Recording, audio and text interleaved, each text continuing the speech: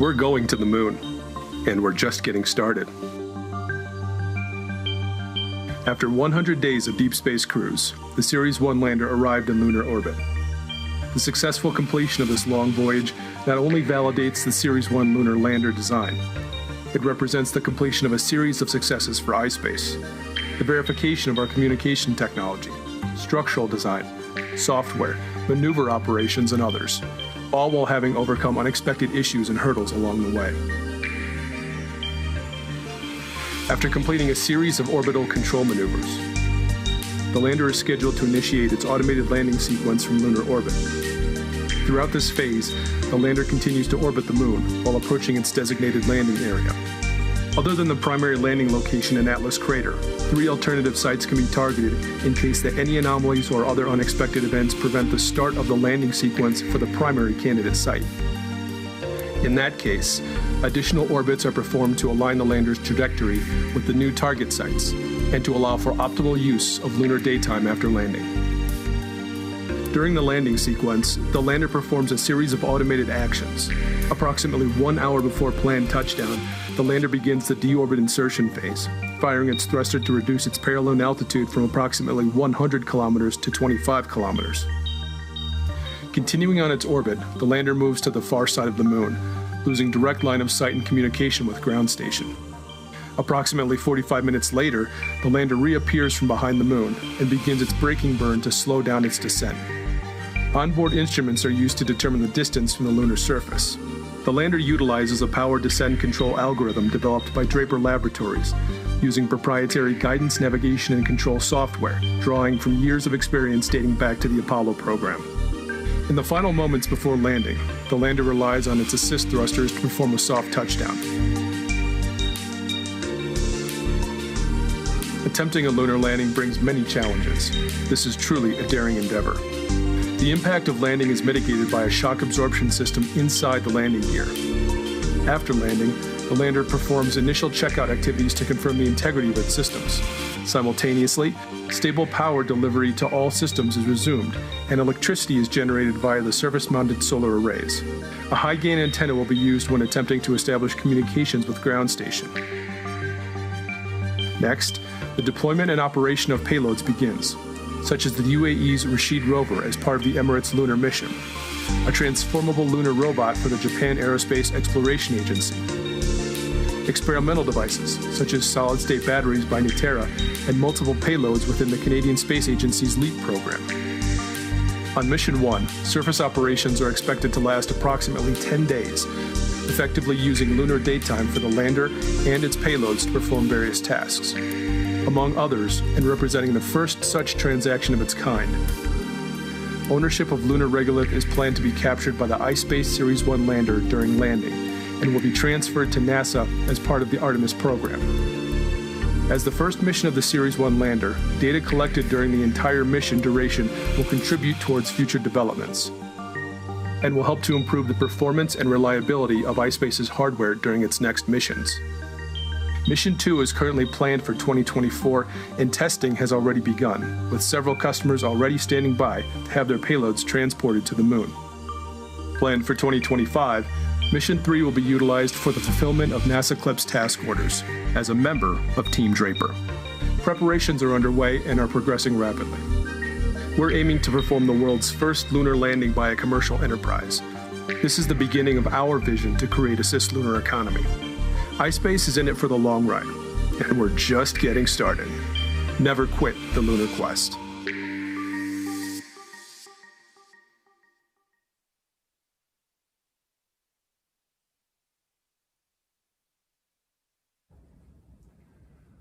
Hello everyone, this is Hiroshi Yamakawa, President of the Japan Aerospace Exploration Agency, JAXA.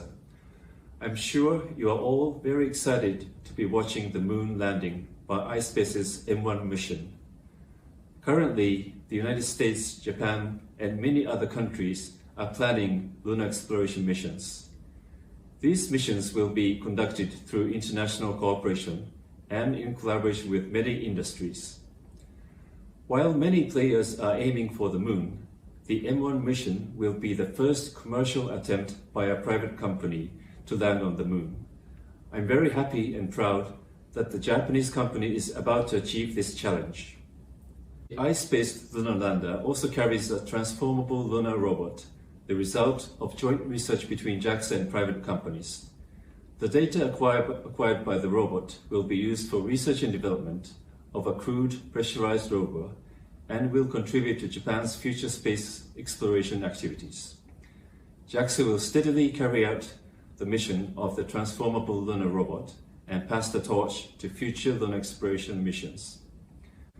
Lastly, I wish the M1 mission a successful landing on the moon.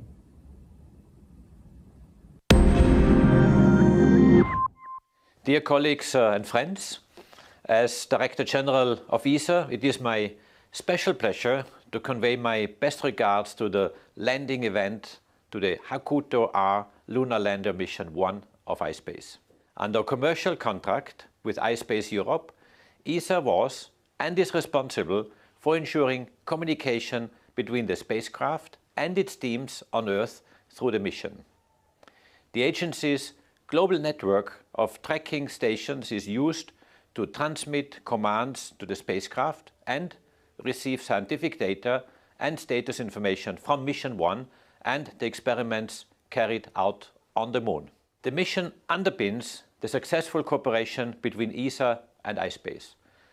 Such collaboration schemes between new space companies and space agencies open up exciting opportunities for the future of lunar exploration and other domains. Accounting for new space approaches is also a central element of ESA's Agenda 2025. Ladies and gentlemen, I'm convinced that the HAKUTO-R Mission 1 is only the beginning of many fascinating projects and activities to come, and I wish you a successful event and a very happy landing. Thank you.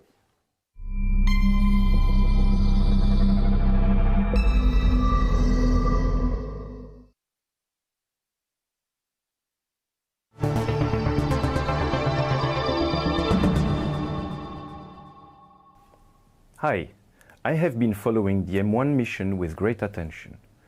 I am confident that this mission will provide precious data and experience which will support iSpace commercial development in the years to come.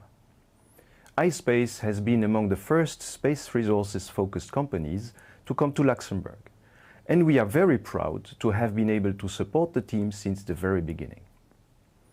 After the successful listing of iSpace on the Tokyo Stock Exchange beginning of April, we look forward to the next chapter of iSpace success story, and particularly to the M2 mission, which will onboard a rover made in Luxembourg.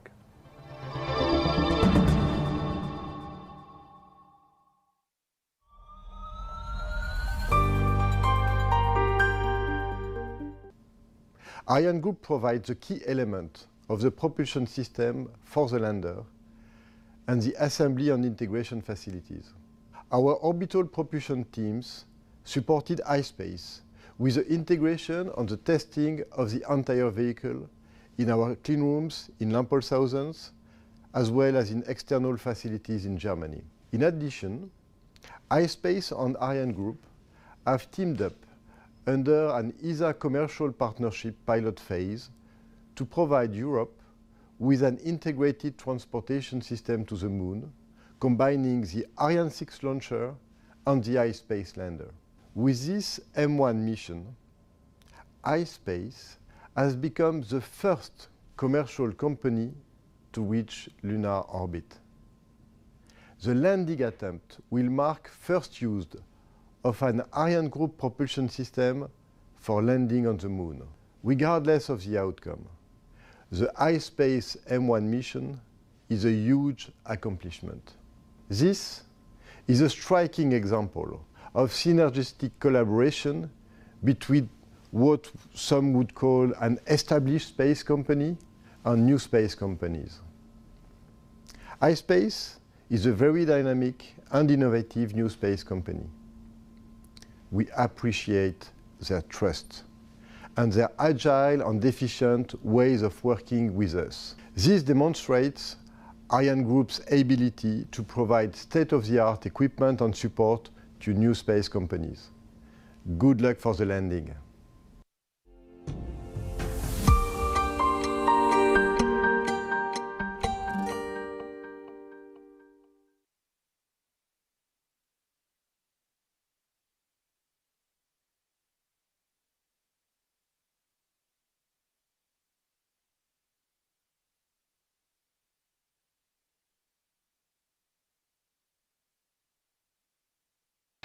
Three, two, one, ignition.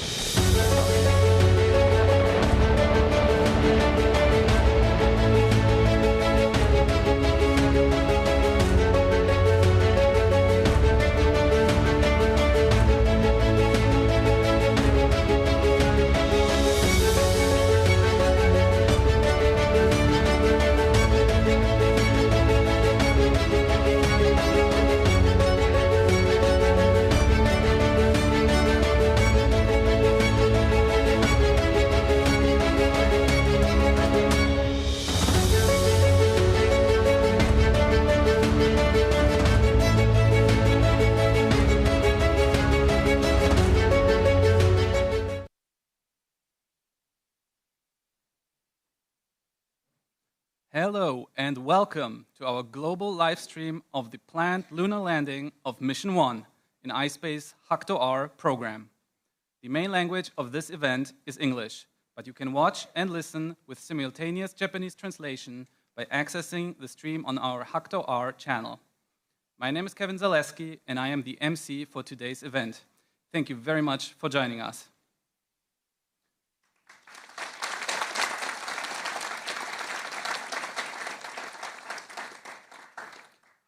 Many of you may have followed the launch of Mission 1 last December. Now, after several months of operations in space, our Series 1 lander is quickly approaching one of the most exciting moments during Mission 1 in our HAKUTO-R program, the first ever private lunar landing. For those of you not familiar with us, iSpace is a global lunar exploration company engaging in the lunar quest. Our vision is to expand human activity into space and to develop the future cislunar economy by offering reliable payload delivery and data services. iSpace has 3 offices, its headquarters in Japan, as well as steadily growing offices in the US and Luxembourg. Our first commercial lunar exploration program consists of 2 missions: a planned lunar landing on Mission 1 and lunar landing and surface exploration on Mission 2. With Mission 1 in progress as we speak, we have already started preparations, such as testing, for Mission 2, currently planned for 2024. Furthermore, iSpace is rapidly progressing development for Mission 3, currently planned for 2025, which will not only use our next-generation Series 2 lander, but will also deliver payloads for the NASA CLIPS program to lunar orbit and surface. iSpace is a member of Team Draper and proud to contribute to the Artemis program during its upcoming Mission 3. Today, we are following the progress of our mission from a venue close to the HAKUTO-R Mission Control Center. We are here at the Neo Tsukide-Kurasten exhibition at the National Museum of Emerging Science and Innovation on Odaiba, Tokyo. As you can see, we are surrounded by a moon-themed landscape, including a full-scale model of our Series 1 lander.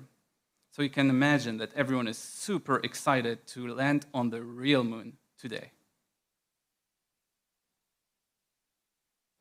Our Series 1 lander on Mission 1 is being monitored from the HAKUTO-R Mission Control Center, or MCC, during its descent towards the lunar surface.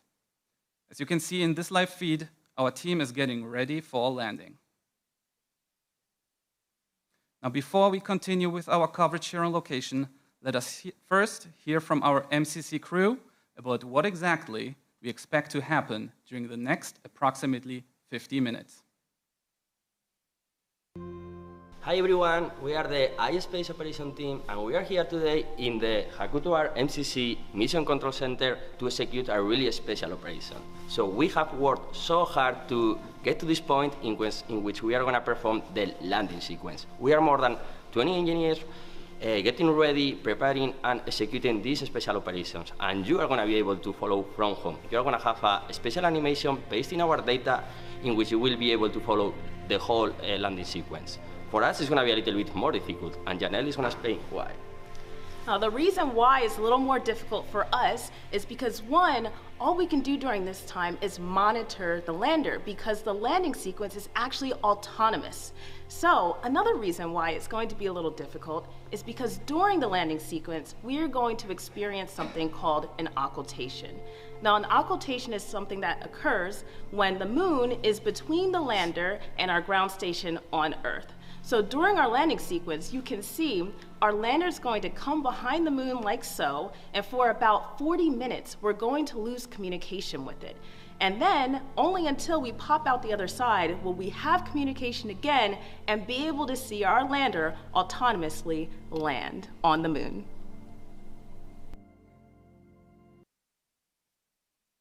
As we heard from Janelle earlier, the lander is expected to have already performed its deorbit insertion maneuver autonomously. As you can see on our live status display here, our lander is now on the moon's far side and heading for its designated landing area. We expect to re-establish communication in approximately 30 minutes. Now, I would like to give the word to iSpace founder and CEO Takeshi Hakamada.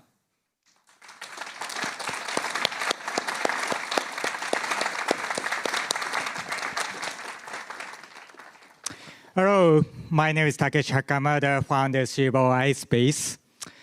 In 2010, a small company with a big vision was born. And then after 13 years and meeting many colleagues and supporters, we have reached to the day when our lander will land on the moon.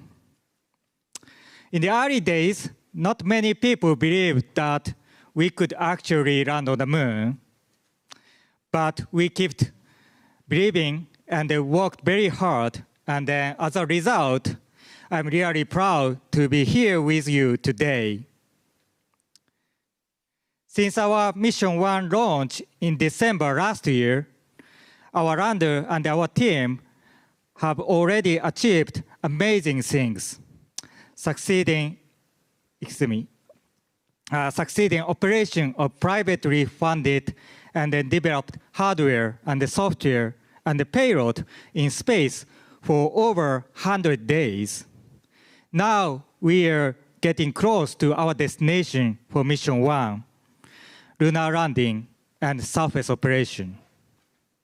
However, I want to emphasize again that our accomplishment, 8 out of 10 milestone successes, will contribute toward the development of our next missions, Mission 2 and Mission 3, which already have started in parallel.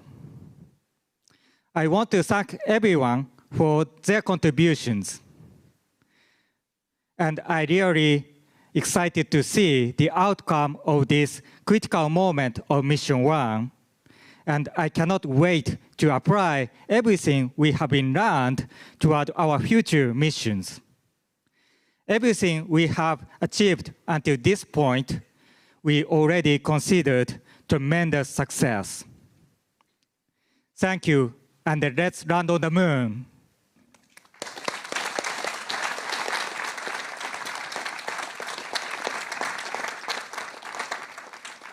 Thank you, Hakamada-san.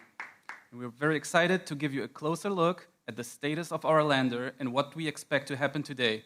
But first, let us hear from iSpace CTO Ryo Ujie for details about our achievements during Mission 1 so far and what we hope to achieve today.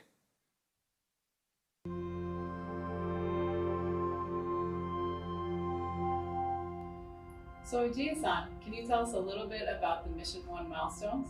Okay, yeah, sure. And as you know, in total we have 10 success milestones, but we have already completed 8 of 10 milestones. Then let me explain our achievement one by one. Then our first milestone, success 1, is the completion of launch preparation. Because even before launch, we had to do a lot of things, including testing, assembly, integration, and so on. That was also really great achievement for us.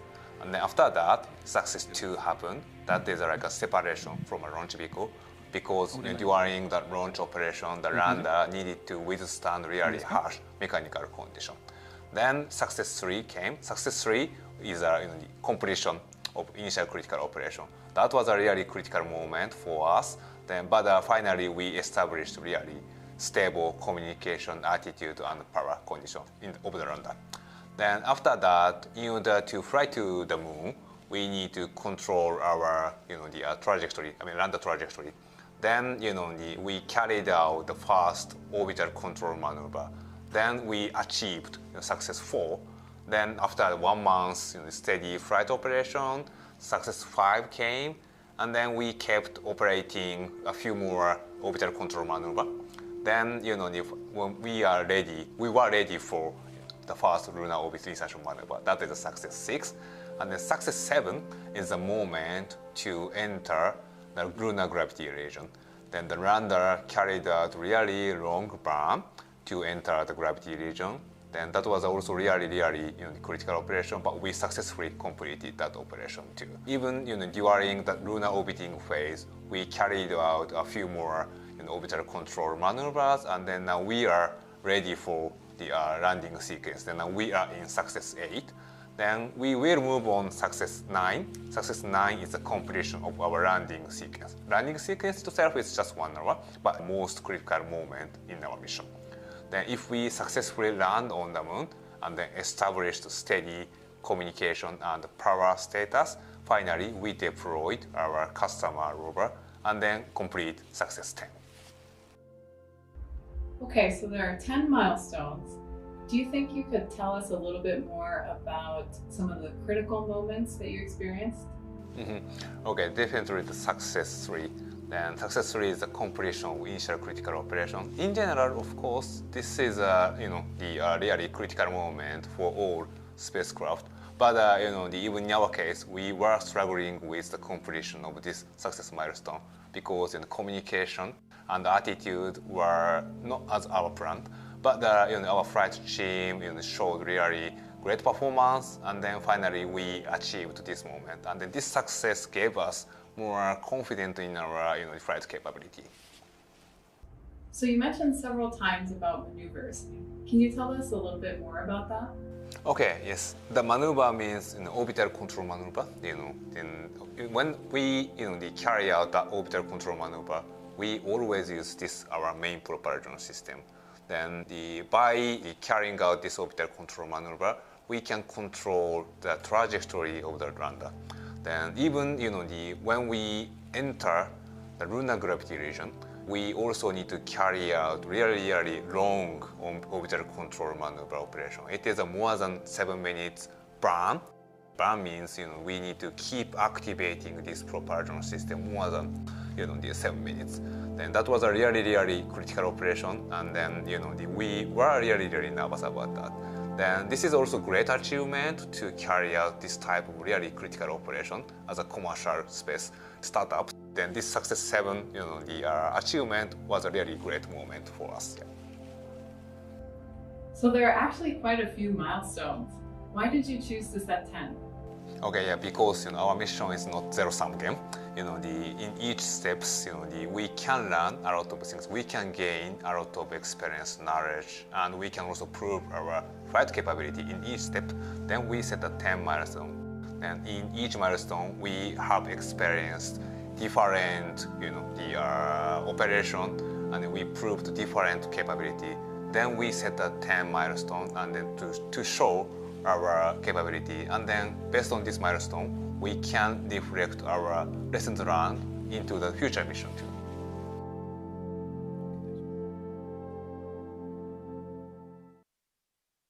Thank you, Ujie-san.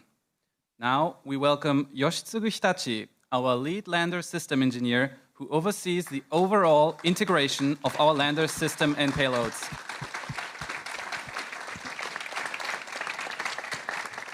Welcome back, Hitachi-san. Thank you, Kevin.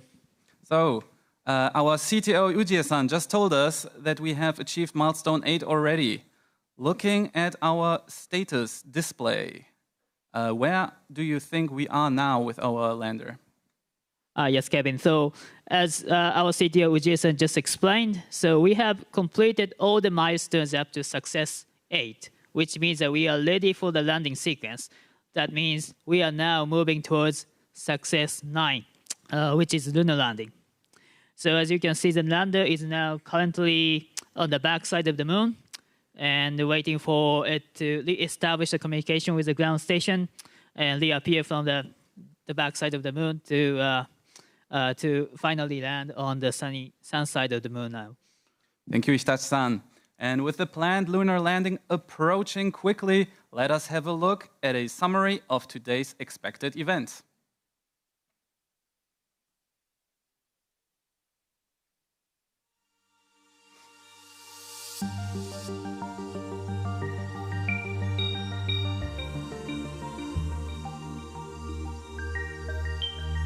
We're going to the moon, and we're just getting started.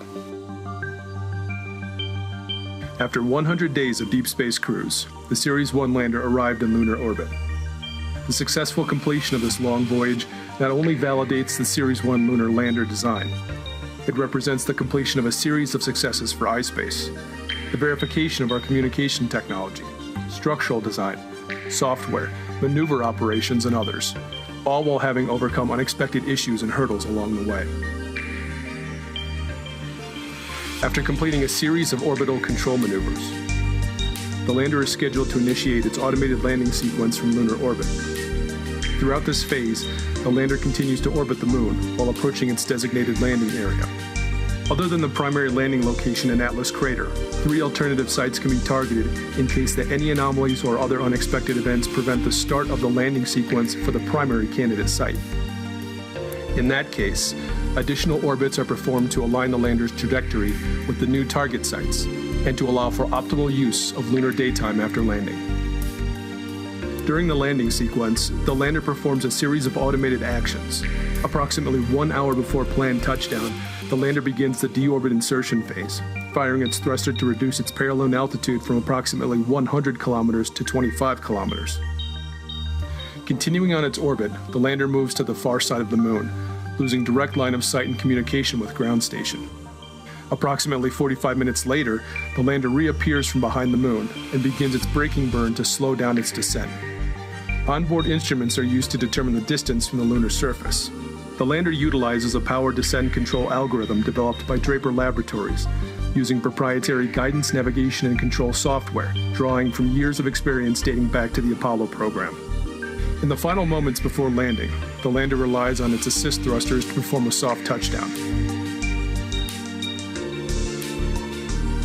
Attempting a lunar landing brings many challenges. This is truly a daring endeavor. The impact of landing is mitigated by a shock absorption system inside the landing gear. After landing, the lander performs initial checkout activities to confirm the integrity of its systems. Simultaneously, stable power delivery to all systems is resumed, and electricity is generated via the surface-mounted solar arrays. A high-gain antenna will be used when attempting to establish communications with ground station. Next, the deployment and operation of payloads begins, such as the UAE's Rashid rover as part of the Emirates Lunar Mission, a transformable lunar robot for the Japan Aerospace Exploration Agency, experimental devices such as solid-state batteries by Nitera, and multiple payloads within the Canadian Space Agency's LEAP program. On Mission 1, surface operations are expected to last approximately 10 days, effectively using lunar daytime for the lander and its payloads to perform various tasks. Among others, and representing the first such transaction of its kind, ownership of lunar regolith is planned to be captured by the iSpace Series 1 lander during landing and will be transferred to NASA as part of the Artemis program. As the first mission of the Series 1 lander, data collected during the entire mission duration will contribute towards future developments and will help to improve the performance and reliability of iSpace's hardware during its next missions. Mission 2 is currently planned for 2024, and testing has already begun, with several customers already standing by to have their payloads transported to the moon. Planned for 2025, Mission 3 will be utilized for the fulfillment of NASA CLPS task orders as a member of Team Draper. Preparations are underway and are progressing rapidly. We're aiming to perform the world's first lunar landing by a commercial enterprise, This is the beginning of our vision to create a cislunar economy. iSpace is in it for the long run, and we're just getting started. Never quit the lunar quest.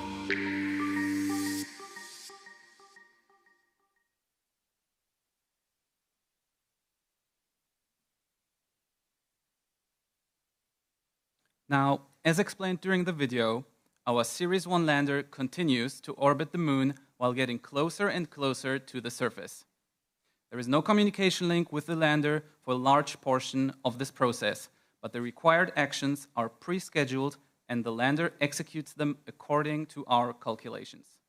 Let us hear a bit more about what exactly we expect to happen until planned touchdown, again from Hitachi-san.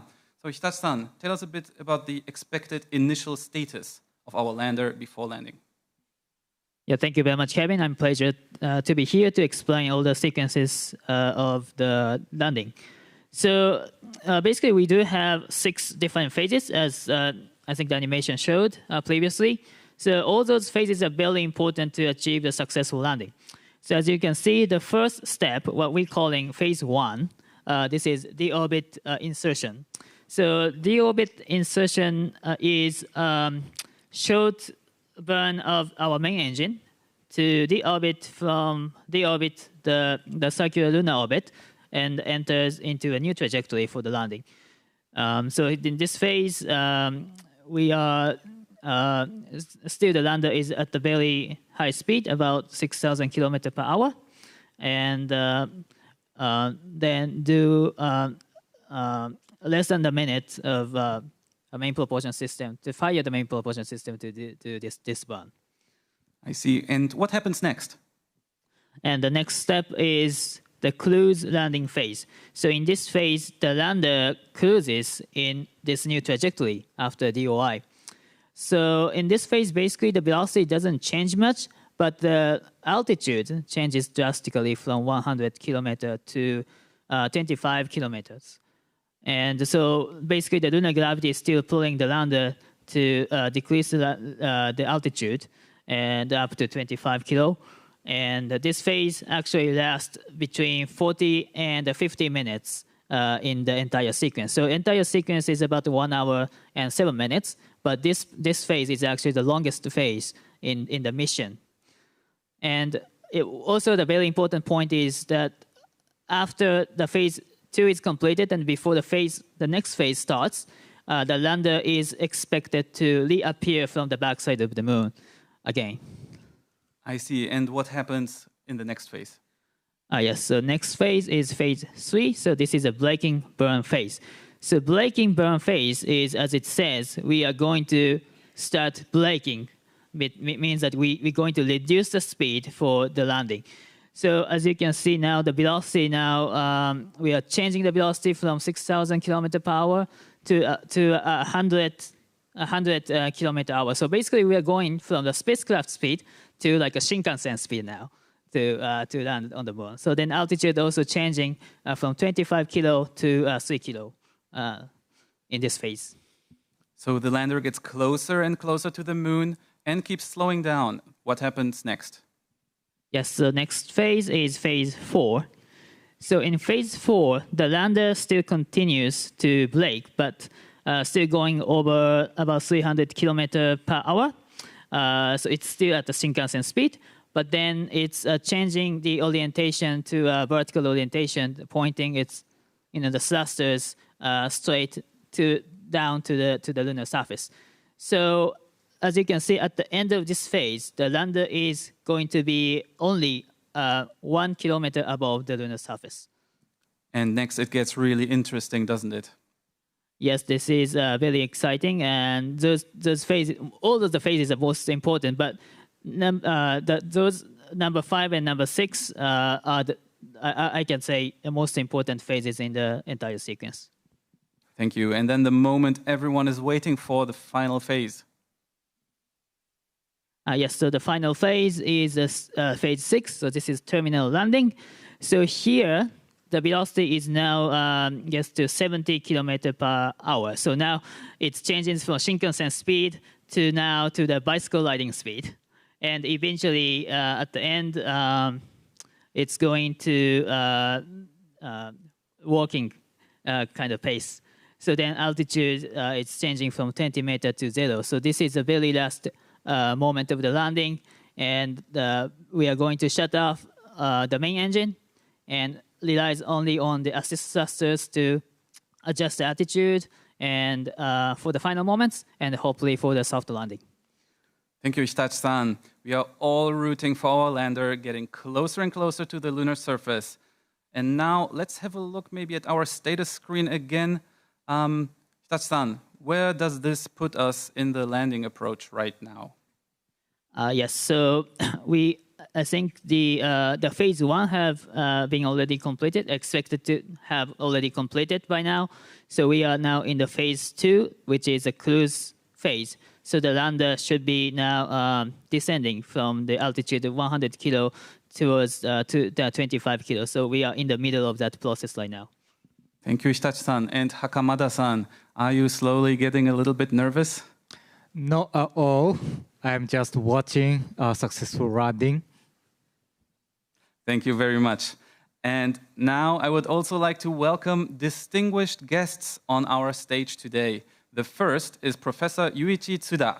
Professor Tsuda not only teaches at Tokyo University, but is also in charge of the Hayabusa 2 program at the Japan Aerospace Exploration Agency.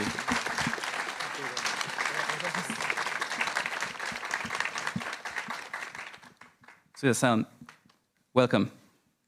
Yeah, thank you. And thank you for letting me be here. And I'm really excited to witness this great event. And congratulations to Hakamada-san and the iSpace team for the success so far. And I was leading the mission called Hayabusa 2. That is an asteroid sample return mission that was successfully completed 3 years ago. So what I did there was to fly the spacecraft to an ever unexplored asteroid Ryugu and landed there twice and collected samples and returned them back to the Earth. So, so isn't it cool? So what you're going to do is to send a spacecraft to a celestial body that has 20,000 times higher gravity than that of Ryugu, only with the power of the private sector. So what a challenge.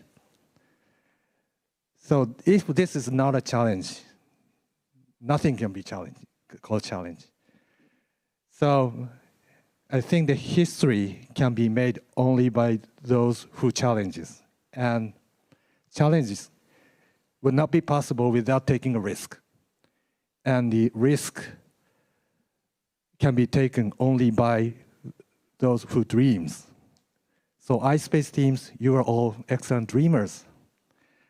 So I hope all your success, and more importantly, I'm an engineer, so from the engineering point of view, get as much data as possible throughout this learning process and recall all the experience throughout this mission for the more sustainable lunar activity that you are going to do, and to expand this lunar exploration activity to a more global one. So Godspeed iSpace, Godspeed HAKUTO-R. Thank you. Thank you very much. Thank you. Thank you very much, Professor Tsuda, and we wish you all the best with your future endeavors. Please enjoy the show. Next, I am happy to welcome Airbus Ventures Manager, Partner Thomas Delaouin here on stage with us. Airbus Ventures has been one of our first international shareholders, and they possess a strong insight into the global space industry. Thank you. And first, congratulations, Akamada-san, the entire iSpace team, on this historic moment. Thank you very much. And thank you for bringing all of us closer to the moon and to the moon, right? So Airbus Ventures, Louis, my friend, and the entire team, we cannot be more proud today to be here joining in this extraordinary milestone for the space economy. Maybe a word about the moon. We at Airbus Ventures and you at iSpace value the moon as a vital system component in harnessing natural resources in order to deliver clean energy, rare metal, but also a biosphere-friendly manufactured product to Earth. But the moon's development is also critical for alleviating the compounding stresses that we've seen on Earth, climate and Earth biodiversity.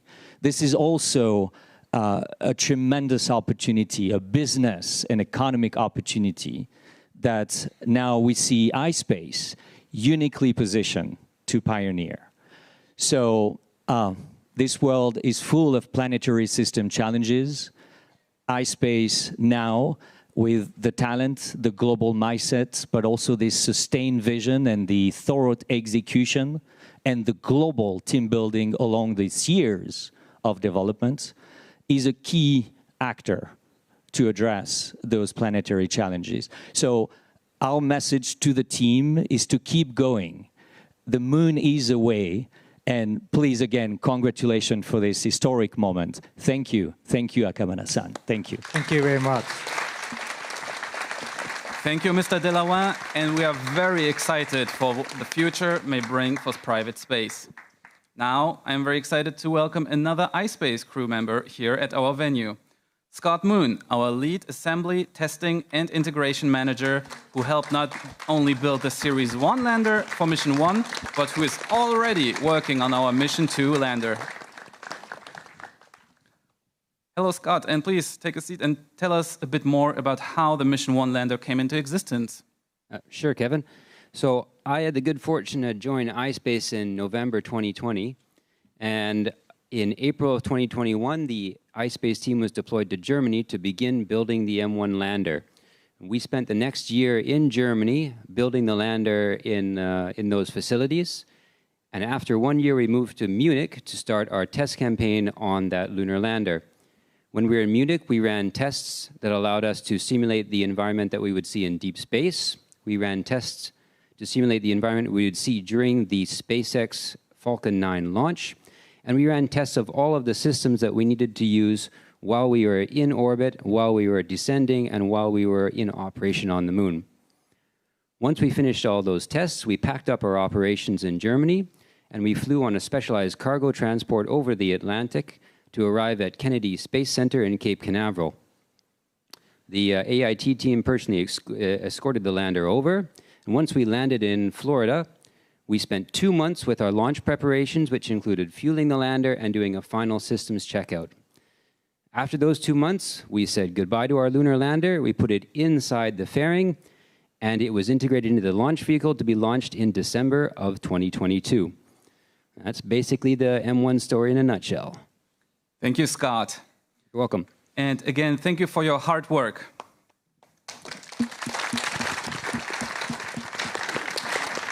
Now, of course, our Series 1 lander is not going to the moon empty-handed. It is carrying several payloads, expected to start operations on the lunar surface after landing. Let us hear about our payload customers on M1 from iSpace Chief Revenue Officer Atsushi Saiki.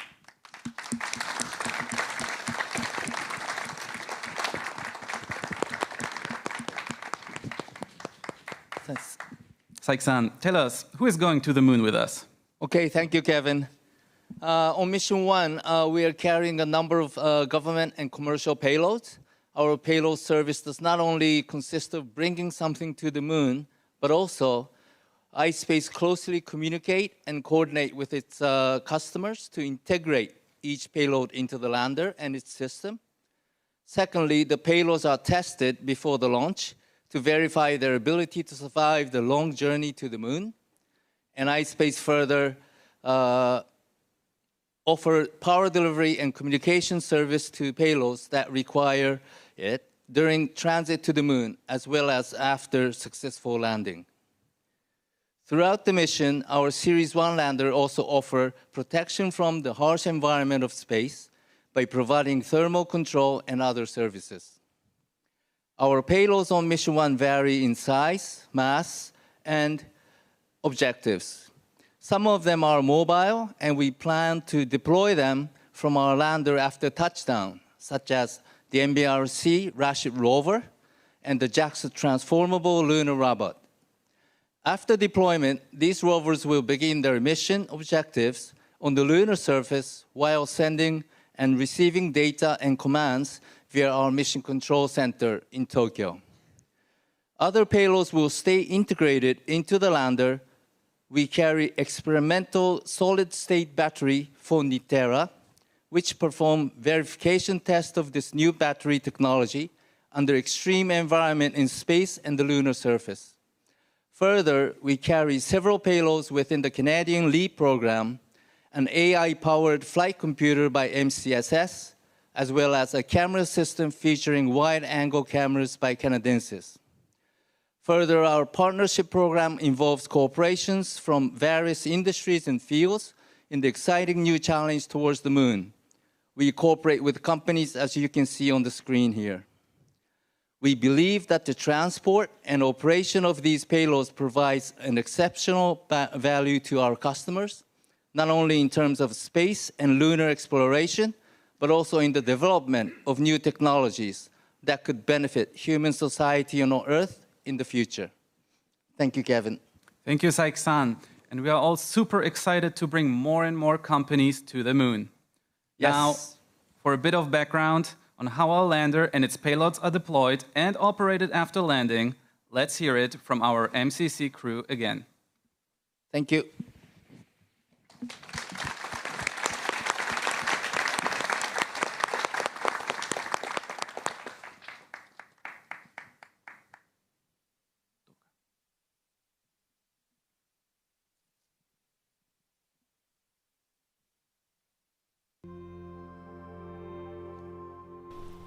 As soon as our spacecraft detects contact with the lunar surface, it will go to TDM, which is touchdown mode.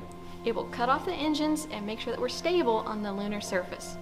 After that, we'll perform many checkouts to make sure every system and our customers are still working as expected. One of the first things that we will do is deploy our high-gain antenna when we're on the surface. So our high-gain antenna will allow us to download all of the data and pictures and photos that we've taken throughout our mission. The lunar environment is completely different than the environment we've been facing up until this point. Most people probably think the moon is this cold, desolate place, but it can get very hot in the sunlight, up to 120 degrees C. So the first thing we'd do again is a full checkout of our system. And once we have our high-gain antenna, which allows us to send much more data back to Earth than we could in cruise, then we're ready to deploy our customer rovers. The bigger one is the MBRSC rover. So it has been flying up here. Once it's time to deploy, the arm folds down with the rover on it, and then we release the rover and it can drive off to go do some great science.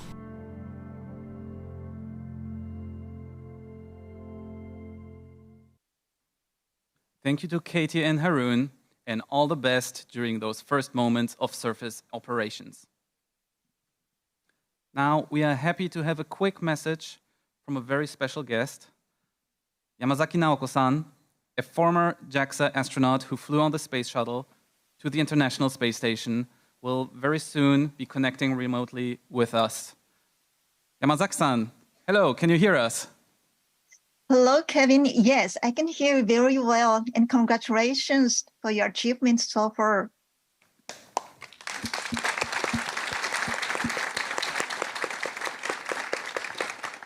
Yes, I am so thrilled and honored to be with you for the upcoming historic moment, first ever private lunar landing.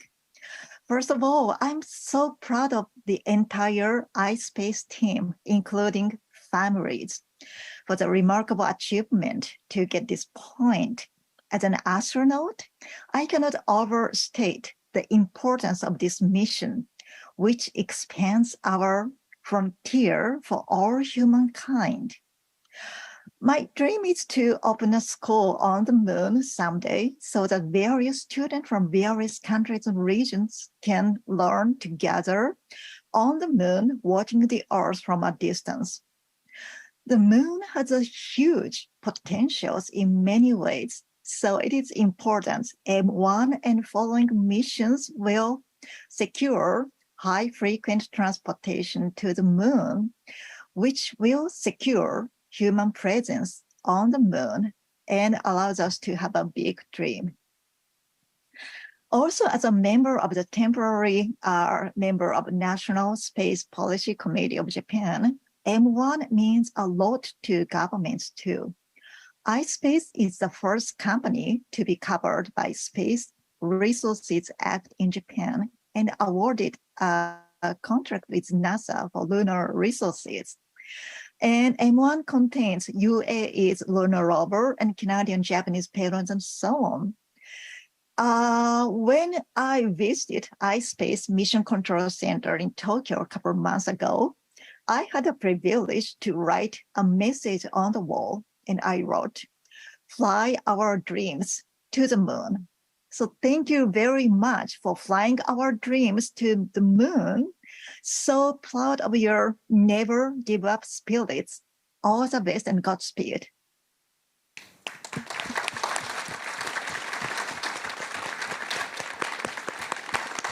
Thank you so much, Yamazaki-san, and it's always a great pleasure to have you with us. Now, let us have another quick look at our status screen. Hitachi-san, looking at the status screen, I hope we have it now here soon. Yes, what phase would you put us on now, more or less? Yes, I believe the lander is still in the phase 2, that's a cruise phase. So, as I said, this phase takes about 40 to 50 minutes. So I hope that in the, about in the 10 minutes or so, I hope that the next, the braking burn starts. But at the moment, I believe that the lander still is in the cruise phase, flying with a speed of 6,000 kilometers per hour. But altitude now, you can see the altitude. Altitude is now getting now closer to 25 a kilo from the surface. Thank you, Hitachi-san. And Hakamada-san, we soon hope to regain contact with our lander. Are you looking forward to meeting him again? Yes, I really looking forward to reconnect our lander and then start the next phase of the landing. Thank you. And while we wait, let's see where exactly our lander is planning to set down on the moon.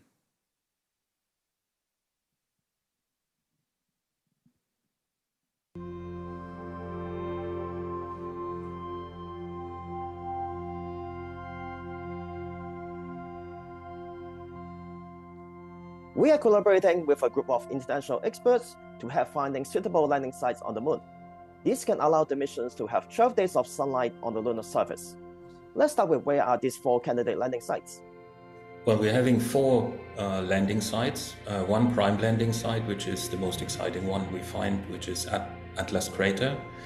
And we have 3 backup landing sites. One is not too far from the prime landing site, which is Lacus Somniorum. One then in the western hemisphere, where we have Oceanus Procellarum and Sinus Iridum. All of our landing sites are in the northern hemisphere and are very exciting for their scientific potential and are well suitable to act as backup landing site in case the landing does not work of any of the others. We selected our site using both scientific and technical criteria. So for instance, we want to go to a place relatively flat, devoid of boulders, but we also want to maximize the science output with having some geological diversity.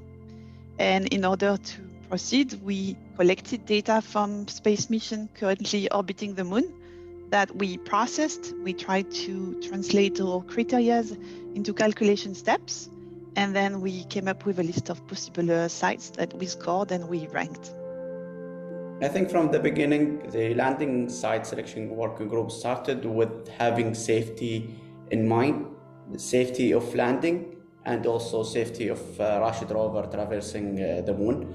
Rashid rover is designed to overcome obstacles of up to 10 centimeters of height and also to drive over slopes of maximum 20 degrees.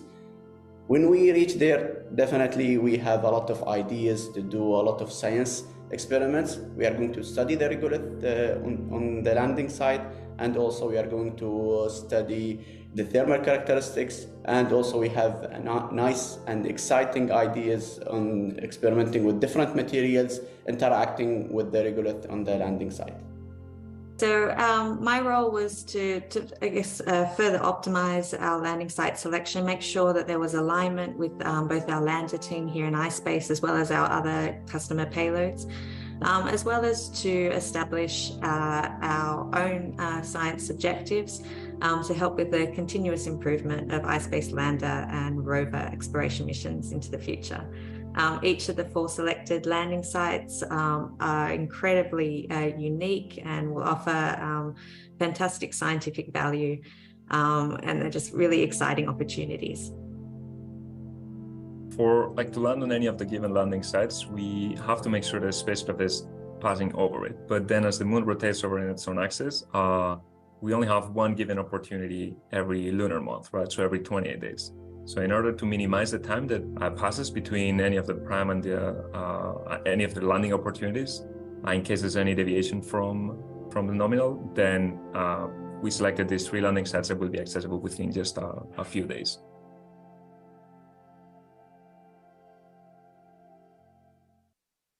And a big thank you to our colleagues at MBRSC, CRPG, iSpace Europe, and everyone else who contributed to this very critical part of Mission 1.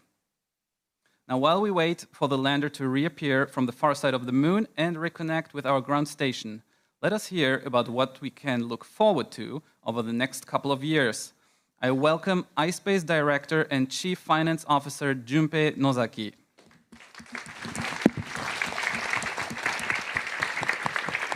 Okay, thank you, Kevin. So while I wait for Mission 1 landing, let's talk about the future. So we have Mission 2 next year and Mission 3 in 2025. And let me explain. Mission 2 will use a Series 1 lander, same as right now in the space, but we will also bring a micro rover, which currently our Luxembourg team is developing. And also for Mission 3, right now, our next generation lander, Series 2 lander, is manufactured in the US, Colorado, Denver. And this will bring 2 satellites to the lunar orbit. And also, they will land on the far side, Uragawa, of the moon. So this is a very fantastic mission going forward in 2025. And also, Mission 3, we are going to bring NASA payload under a program called CRIPS, Commercial Lunar Payload Service. So we will contribute to a NASA Artemis program too. So next page. I like to stress most important thing about a sustainable business model. So we are not a company doing just one single mission, but rather we are doing 3 missions at the same time altogether. This is very important because while we are doing Mission 1, we can feedback what we learned from our Mission 1 and the data what we acquired from Mission 1 to Mission 2 and Mission 3 rapidly. And this is really important to improve our maturity of technology and also maturity of a business model. And also, for startup companies, financing is really important. But we are very proud and we are very fortunate that we could raise more than $300 million of money so far to support not only one single mission, but all 3 missions together.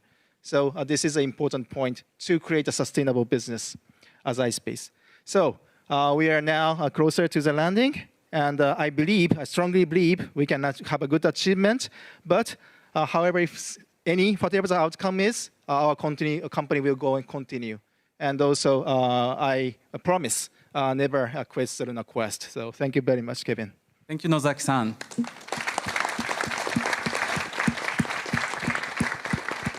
And we are all very excited to see the progress on our follow-up missions. Now, I would like to welcome Scott Moon on the stage once again.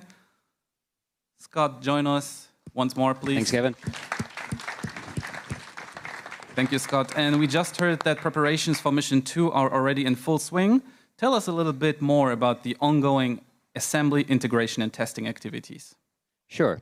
So during the M1 integration and testing that I described earlier, we gained a lot of valuable information about how the lander responds and how it fits together. And our design teams have already incorporated all that information into the design of the M2 lander, making some small improvements to improve the performance. Also, the last 100 days in spaceflight have given us very valuable information about how we perform in space. And this information has also already been incorporated into our updated design. So we spent the last 4 months with our teams building a development model of the M2 lander, and the testing on this has been completed 2 weeks ago. This information tells us how the new design will be performing. We are also incorporating this information into our new design, and I'm really happy to announce that as of last week, we started building M2 flight model lander. The first pieces have already been assembled, and we are on our way to the M2 launch. Thank you, Scott. You're welcome.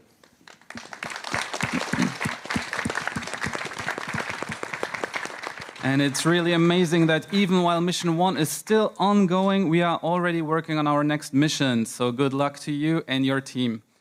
So I have a good live update for all of you. We received word that the lander has reappeared from the backside of the moon. And it's on its final orbit, only minutes away from the planned landing. So, Hakamada-san, seems like it's really happening. Yes. How do you feel? Well, it's really happening. Yes, very, very excited to see very final phase of the landing soon. Yes, so we can really just hope and send our good energies towards the lander. So, Hitachi-san, looking at the display, what is the status? So it looks like I think that the display is still the simulation modes, but I think it seems that if everything is going as expected, I think we should have entered now the braking burn phase. So it should be maybe the altitude is about 25 kilo, and if everything is okay, then I think braking burn is continuing to slow down the speed from 6,000 from about 100,000 kilometers per hour to a few hundred kilometers per hour. Thank you, Hitachi-san. And actually, for everyone here, we were able to download several images and videos from our lander over the last few days. Again, these are not real-time images, but they were taken from lunar orbit around 100 kilometer altitude. So let's have a look at these images.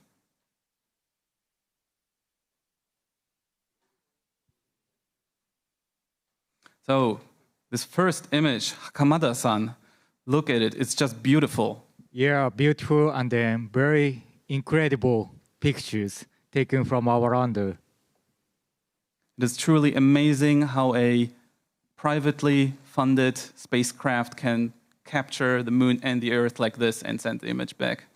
Now, Hitachi-san, looking at this, I think this image also contains some scientific, very, very interesting speciality. Can you explain it a bit more? Oh, yes, yeah. So this is the picture of the Earth lies on the moon, but most interestingly, as you can see, if you can take a very closer look at the Earth, so we see actually the shadow of the moon on the Earth. So you see that black spot there, close to the Australia. So this is actually the shadow of the moon. So we took this picture during the solar eclipse. So it's really interesting to see this kind of the phenomena. Not from the Earth, but from the lunar orbit. So this is very interesting and very exciting picture. Thank you, Hitachi-san. And I believe we also have a video that I would like to share with you. Wow. Hakamada-san, doesn't this look amazing? Well, this is real video. Yes. Not CG. No. Wow. It's amazing.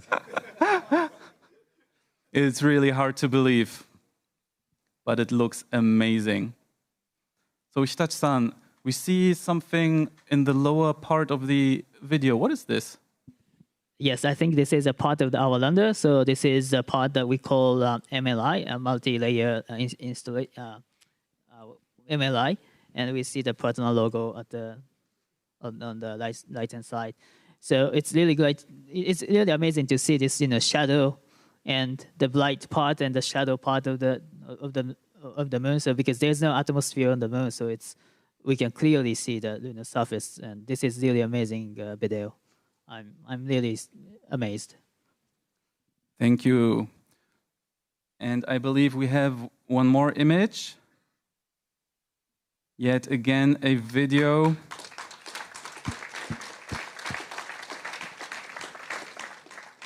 Hakamada-san. Well, another amazing, video. I cannot tell any word. Beautiful.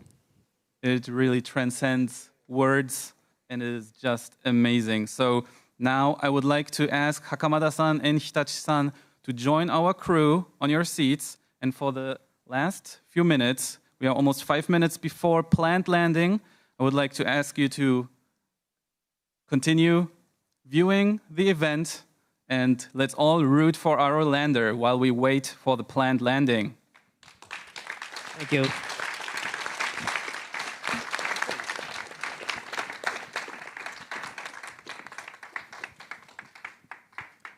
And now, looking at the status screen, the lander is still moving over 2,000 kilometers per hour.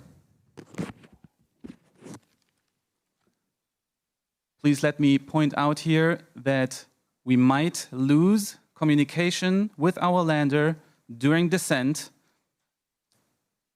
This is to be expected, and we will reconnect as quickly as possible. Also, if you see any sudden changes in the simulation, this might also be caused by our system of how we simulate it. Even if the lander appears to be on the surface or anywhere else, please wait for our final confirmation from our MCC. As soon as we receive final word, we will share it with you. And you see our MCC crew getting ready for the moment.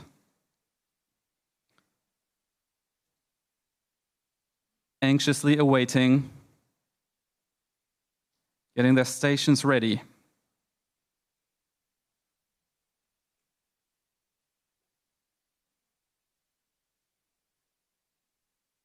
Here in Tokyo, in our US office and our Luxembourg office, everyone is awaiting. Now we are around 3 minutes before landing.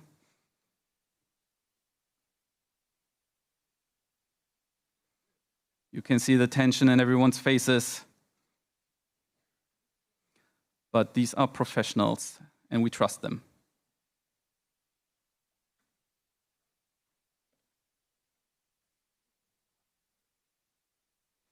Now, we see the speed of our lander in the upper right corner, around 700 kilometers per hour, under 7 kilometers above the surface.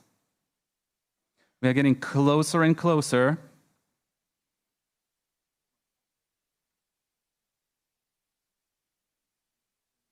The lander continues to fire its propulsion system, and we are now around L-2 minutes. Close to 500 kilometers per hour, under 6 kilometers above surface.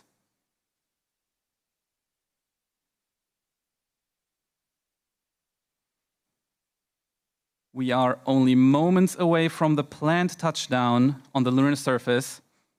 Everyone who worked on this mission is anxiously anticipating how it will turn out. Please note again, communication with our lander may be interrupted during descent, and it might therefore take a little bit of time for our ground crew to confirm the status of our lander. We will share the latest situation with you as soon as possible. Even if you see the lander landed on the surface, we will update you as soon as possible. Now only 200 kilometers per hour, under 3 kilometers above the surface. Only 1 minute to go.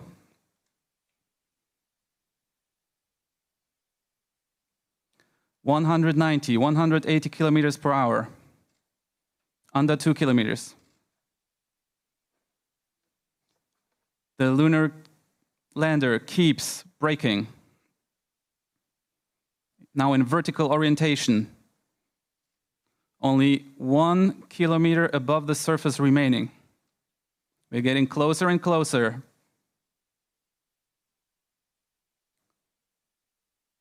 About 120 kilometers per hour, 700 meters.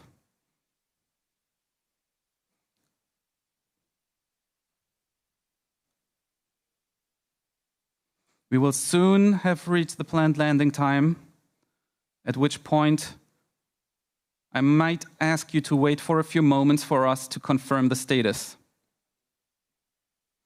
60 kilometers per hour, 20 meters, final approach.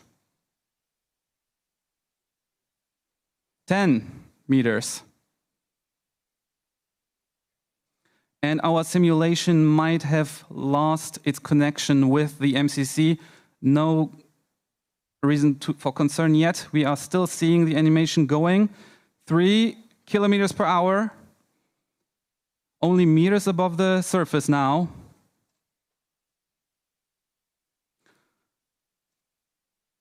And now we are at the moment of planned landing time. Again, everyone, please give us a few moments to confirm. We hope to maybe receive a message from our MCC soon.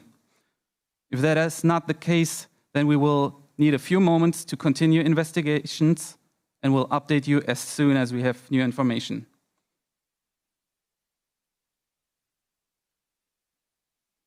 Our MCC crew standing by, waiting to confirm. Everyone is laser focused right now.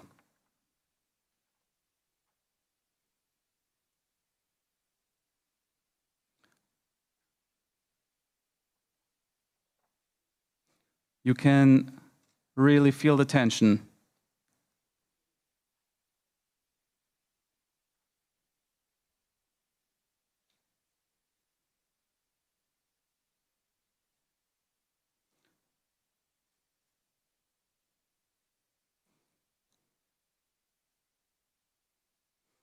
Please allow us a little bit more time to confirm the status of our lander.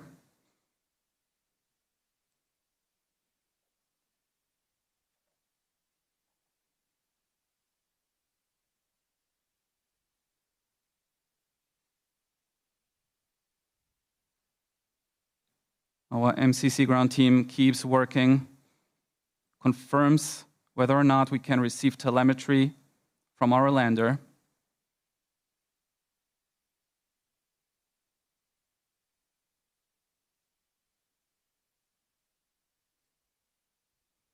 So they are continuing to investigate.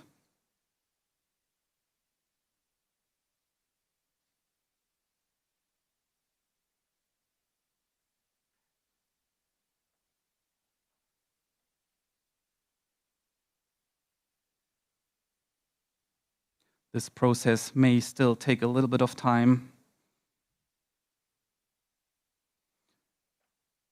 And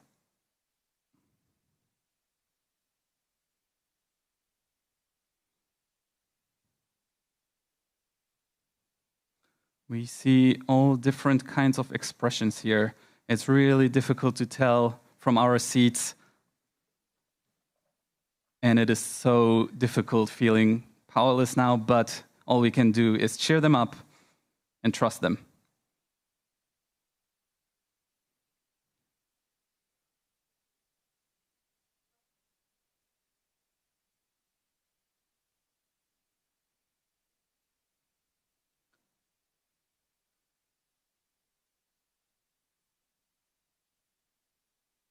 Please give us a few more moments.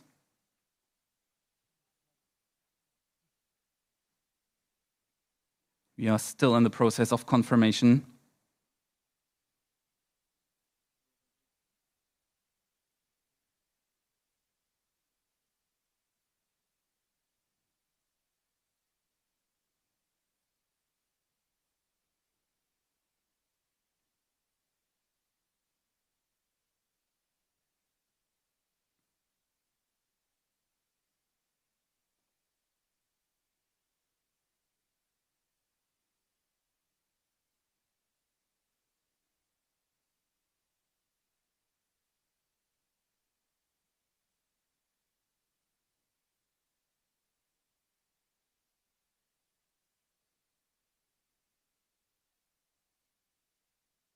The team keeps on working tirelessly.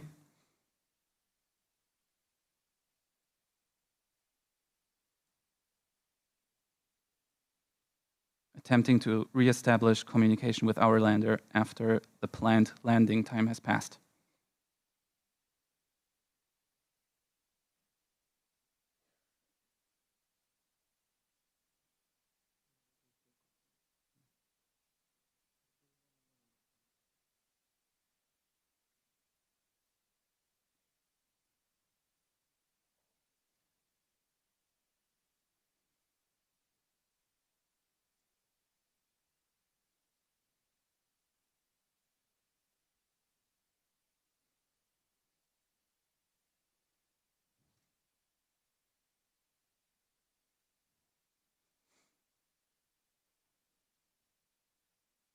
Thank you everyone for your patience. I know everyone wants to know the status of our lander, and I assure you, our crew is working on it as we speak.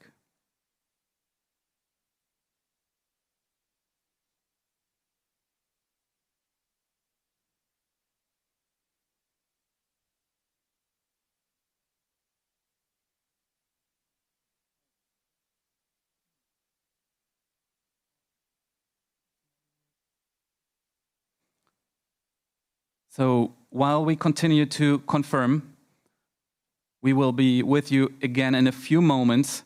Thank you very much for your patience, and we will give you updates as soon as we have them.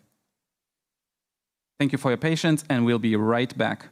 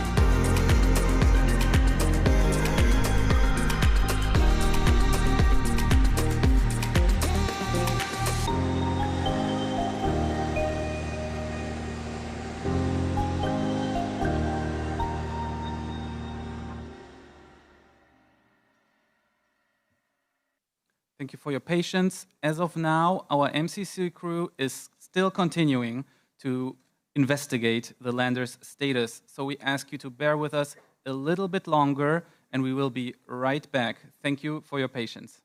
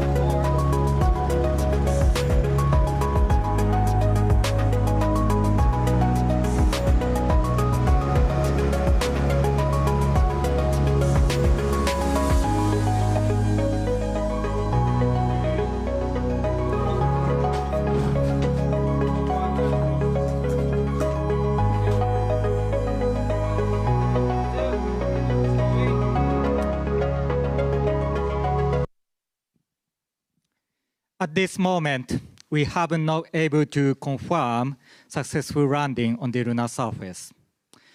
Our engineers at MCC is continue to investigate the current status of the lander. Currently, we have not confirmed the communication from the lander. We already confirmed that we have established the communication until very end of the landing. However, now we lost the communication. So we have to assume that we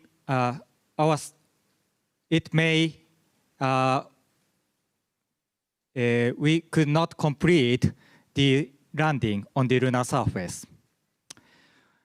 Our engineers will continue to investigate the situation, and then we will update you the further information once we finish the investigation. At this moment, what I can tell is we are very proud of the fact that we have already achieved many things during this mission 1. As I said, we have been secured the communication at the very end of the landing. That means we acquired actual flight data during the landing phase. That is great achievement for the future missions, Mission 2 and the Mission 3. To that end, that is important to feedback what we learned from this Mission 1 to Mission 2 and the Mission 3. That's why we built our sustainable business model to continue our effort for the future missions. I'd like to thank you, all of the employees who have been contributed to this mission since the beginning of this company and then to the present. And then also our families who continue to support us. And our shareholders, HAKUTO-R partners, and our customers, and the suppliers, and everyone who believe in iSpace vision. We will keep going.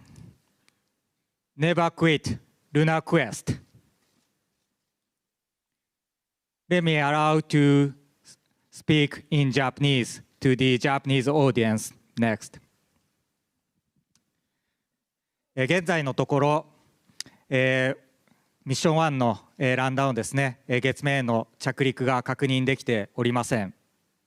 我々のですね、MCC のエンジニアが今ですね、得られた情報をもとにですね、調査を継続しております。MCC の報告によりますと、月面のですね、着陸のところまでですね、通信は確立できていた模様ですが、現在通信が確立できていないという状況のようです。この後ですね、さらにエンジニアが状況を調査をしますので、最新の状況が分かり次第ですね、またアップデートさせていただきたいと思います。今ここで私たちが言えることはですね、すでにミッション1はですね、非常に大きな成果を残したということです。先ほど申し上げたように、月面の着陸のところまでですね、通信が確立できていました。ということはですね、実際の着陸までのフライトデータがですね、確実に得られたということです。これをもとにですね、我々の次の使命はミッション2、ミッション3でですね、しっかりとこのナレッジをフィードバックをして、次の技術の成熟度を上げていくということです。そのために我々は継続的なビジネスのできる環境をですね、整えてきました。今回このミッションを進めていくにあたってですね、弊社の社員、この会社のですね、設立から今までですね、多くの社員に多大な貢献をしてくれました。そして家族の皆様、そして我々を信じて、我々のビジョンをですね、信じ続けてくれた株主の皆様、HAKUTO-Rのパートナーの方々、そしてお客様、サプライヤーの方々、多くの皆様にですね、感謝を申し上げたいと思います。我々は歩み続けます。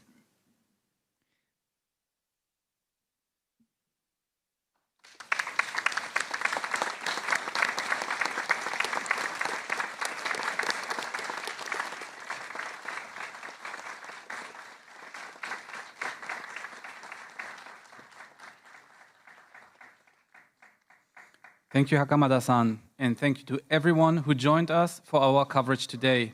Please don't forget to follow iSpace and HAKUTO-R on social media for future updates. You can find us on Twitter, Facebook, LinkedIn, and YouTube. Also, if you are in Tokyo, you can see a life-sized model of our Series 1 lander at the Neo Tsukide Kurasten exhibition at the National Museum of Emerging Science and Innovation here on Odaiba. And don't forget, never quit the lunar quest.